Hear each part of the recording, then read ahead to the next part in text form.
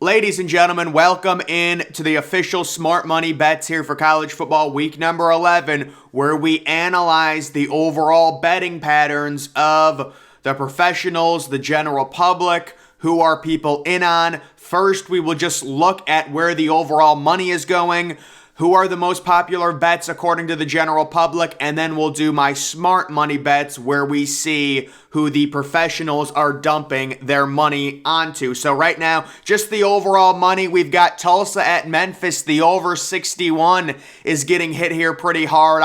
I'm interested, is Tulsa's starting quarterback going to play? Memphis has a tendency to play kind of middle of the road games. I feel like a lot of Memphis football games end like 31-28, so like right around the 55, 60 point mark. Either way, people like the over 61. I really don't have much of an opinion on it. I would have to see if Tulsa's quarterback's playing or not. Colorado at USC, the under 66, 98% of the money on the under. And I think it's people thinking that Colorado simply can't score. And if Colorado doesn't score more than 7 to 10 points, will USC, be able to drop a 50 burger, get into the mid-50s? I don't know. So that's why I think also it's a Friday night, weird 6:30 start. There's going to be no energy. I can understand why people go in on the under. Fresno State minus the 9.5 at UNLV. That's one of the best bets of the week. Fresno State with their quarterback back healthy. UNLV is an absolute corpse. They've gotten crushed a few times this year, including getting absolutely destroyed by Air Force. Fresno State with their starting quarterback, I think, is better than Air Force. They will cover the 9.5 on the road. I'm in agreement with the general public there. Indiana plus the 40 at Ohio State. So that's actually 92% of the money, not 99. I forgot to change it. But either way, guys, I think this is a horrible bet. I think Ohio State is going to annihilate Indiana this week. To me, this is a typical public overreaction, not understanding that last week Ohio State literally could not throw the football due to the wind. And I think Ohio State drops at least a 60 burger. I actually have them at an 80 burger right now. But either way, guys, Indiana, I understand you think there's value there because you saw Ohio State only score 21 points last week, but you got to add context to it. And, I understand people are saying there's value plus the 40. It is a big number, but I still would not bet Indiana. Virginia Tech at Duke, the under 49.5. It makes sense. Virginia Tech, really bad offensive team. They kind of had a decent week this past week, but the general public is expecting a correction. And then Duke, kind of middle of the road offense. I understand the under there. UConn plus the 14.5 versus Liberty. I love it. Completely agree. UConn is great value. Liberty is honestly, I would say they're overrated, but the committee refuses to rank them. So that's a surprising thing with Liberty. We all thought they were going to get ranked this week. They don't. But yeah, guys, UConn at home. They've got a solid defense. They're motivated. They can, possibly make a bowl if they win this game. 14.5 is a lot. This is a noon game, lower scoring game, and 14.5 is a really attractive number. Navy plus the 15.5 versus Notre Dame. I agree. This is a letdown game for Notre Dame. Navy played Cincinnati tough. Notre Dame, for as good as their defense has been, they cannot throw the ball. And that's going to be an issue at some point. I believe this is a neutral site game at the Ravens Stadium. I don't know.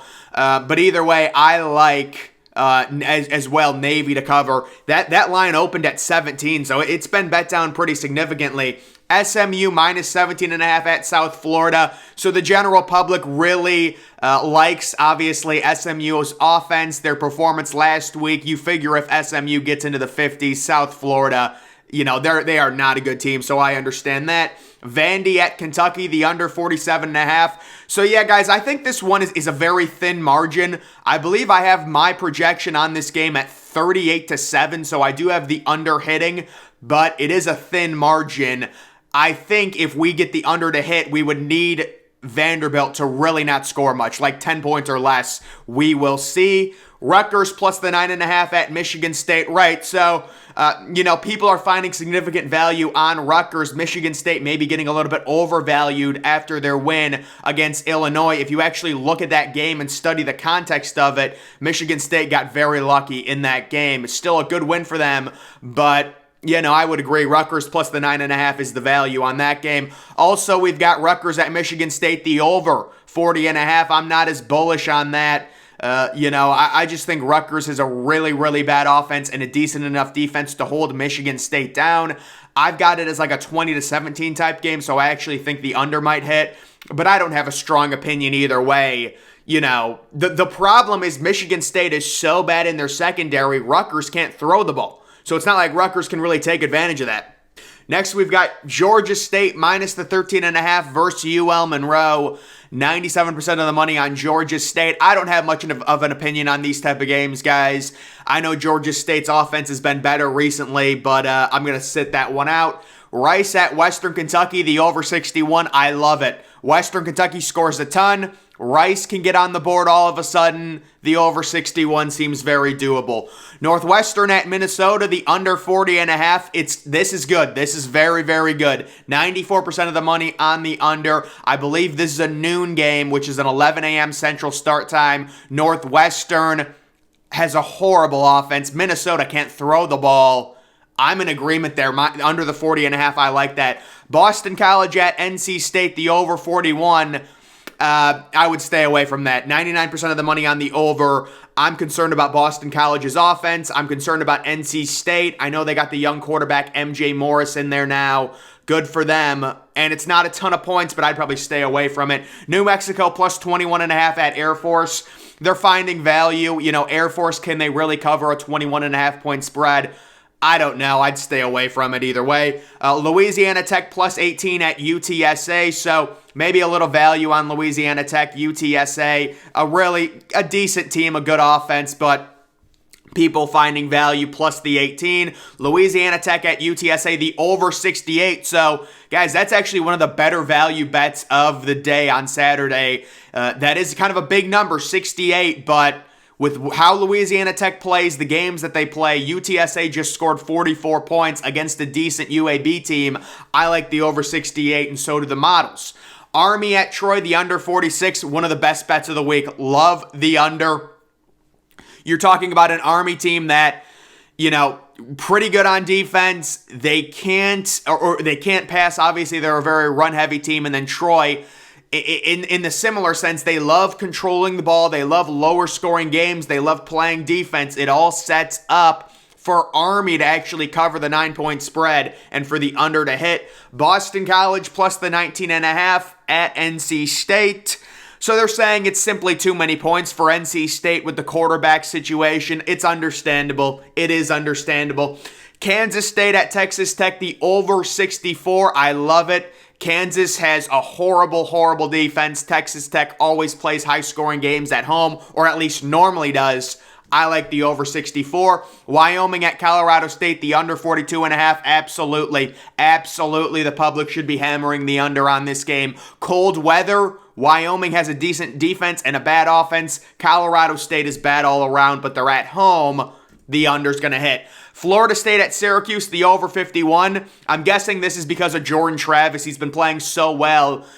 People are expecting the FSU offense maybe to get into the high 30s, maybe the low 40s. Syracuse's offense is terrible, so this is a risky one. But the good thing is it's indoors. It's in the Carrier Dome, so there's no weather concerns. San Jose State, minus the 2.5 at San Diego State. I mean, I like San Jose State. I don't know if there's much value betting that, though, on the road. UCLA minus 19.5 versus Arizona, 99% of the money. That surprised me. That's a pretty big spread. Arizona has a decent offense. I'm not finding much value in UCLA minus that many points versus Arizona, personally. And then we've got Hawaii plus 11.5 versus Utah State. That's just banking on the fact that Utah State really is just a bad team. Hawaii, the 11.5 at home.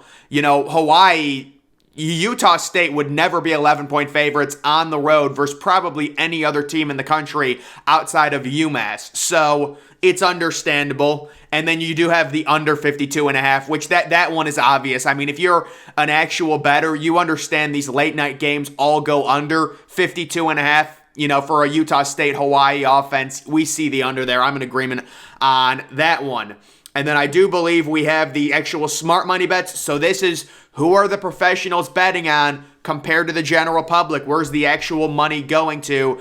USC minus the 34 versus Colorado. That game happening on Friday night. So Colorado, very similar spread last week at home actually, against Oregon. They lost by 39. Now they're on the road. People are projecting a USC domination. Of course, you do have to worry, if it's late in the game, maybe USC allows a garbage time touchdown and a backdoor cover. That's the worry with a spread that big. Fresno State minus 9.5 at UNLV. We all love that one. We love Fresno. Tennessee minus 20.5 versus Missouri. It is understandable. There has to be a major emphasis for Tennessee to win these games and win them convincingly, considering they will not be in the SEC championship. Missouri is just a complete dead fish. They're actually decent on defense, but I think them being on the road kind of nullifies that. And yeah, I expect a Tennessee win possibly by 28 points. Illinois minus 6.5 versus Purdue. I don't know. I'm concerned about Illinois' offense here, but they are at home, and Purdue has been terrible on offense themselves. Illinois' defense versus Purdue offense, that's going to be very good for Illinois, but I think the overall play is the under in this game. Personally, I like the under. Rutgers at Michigan State, the over 40.5. So I guess, there's value in the over in that game. I'm concerned about Rutgers' offense. I really am. Georgia State minus the 13.5 versus UL Monroe. I'd have to actually look into that game, guys. I don't know a ton about it. I do know that Georgia State's offense has scored a lot recently. UL Monroe is kind of a forgettable team to me. James Madison minus the 7.5 at Old Dominion. I'm actually on the opposite of this. I like Old Dominion to cover and possibly win this game at home, but the professionals like James Madison to cover. Temple at Houston, the under 56. This is rough, man. It really is, because Houston's been so good on offense. Temple, we're expecting them to come back down to normal. They normally have a terrible offense. They were really good last week. The under 56. I don't know about that one. Georgia Tech minus 1.5 versus Miami. Yeah, it's understandable. I mean, Miami is such a dead program at this point. It's funny because you look at the analytics, they love Miami in this game, but the professional bettors who actually have nuance and things like that, they like Georgia Tech to win and cover. Georgia Tech's actually been really, I wouldn't say really good, but they've been better after firing their coach. Miami at Georgia Tech, the over 44.5. I don't love that bet personally. I'm concerned about how many points Miami's going to score on the road, and Georgia Tech's a real, run-first team.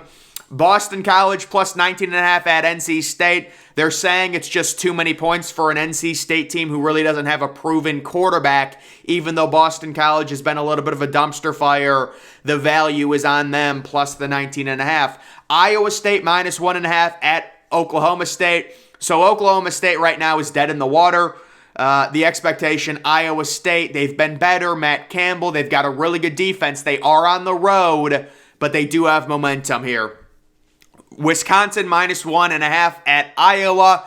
Yeah, I think Wisconsin is just the better team. Iowa has definitely been better on offense here recently, but that's not saying much. Wisconsin under Jim Leonard, it's going to be a lower scoring game. It's going to be close. The over-under is 36, but I do like Wisconsin to win that game. Southern Miss plus 5.5 at Coastal Carolina.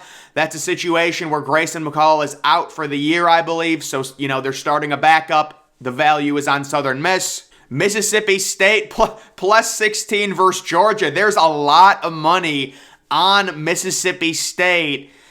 I can't say I agree with that personally, the way Georgia has looked. Maybe it's a letdown game for Georgia after having the emotional home win against Tennessee, maybe. Wyoming at Colorado State, the under 42. We all love that. Georgia at Mississippi State, the under 53.5.